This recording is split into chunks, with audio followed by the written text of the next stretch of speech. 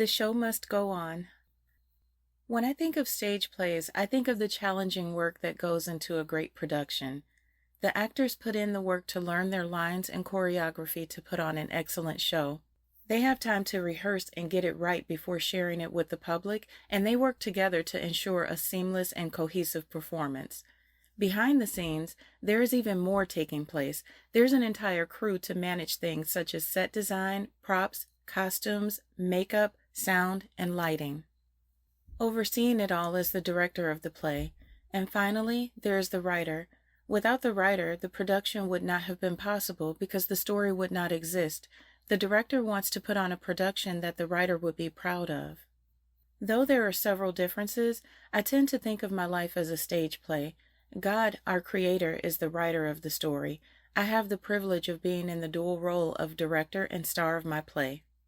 Since I am writing about a play, I can't help but think of the concession stand and merchandise for the audience to remember their experience in my play. I think I will serve Chipotle. There will also be lots of cotton candy, bubble gum, and unicorn-themed merchandise. The soundtrack is going to be amazing. But I digress. In life, there is no dress rehearsal. It is a live production. While I am the director, I do not get to choose every one of the characters in my story because the writer already knows whom he wants. I do get to choose how I act with them. For some, I can even decide the role they will play in my life. I may also discover that some people who have been on stage with me may need to be in the audience and maybe not in the front role.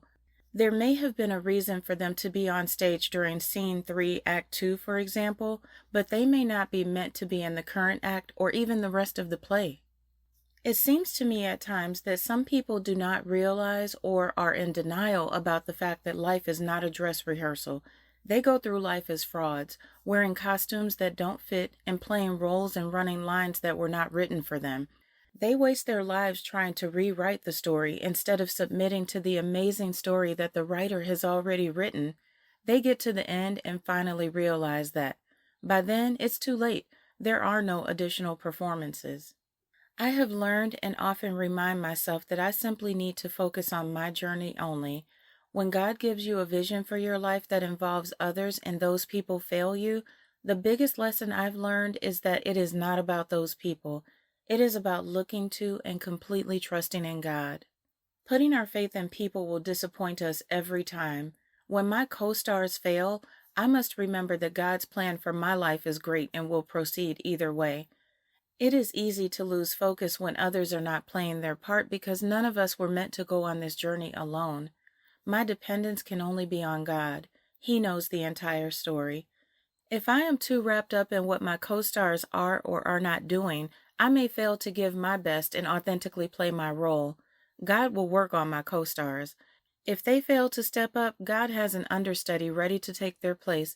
What is important is my behavior while I am waiting for things to work out. I am learning to let the writer of my story do his job.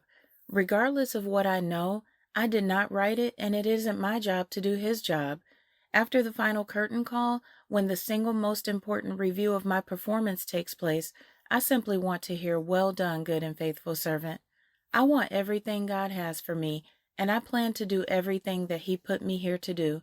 This is what is on my heart and mind to share with you today. Hopefully it will encourage you to reflect on your story or entertain you for a moment.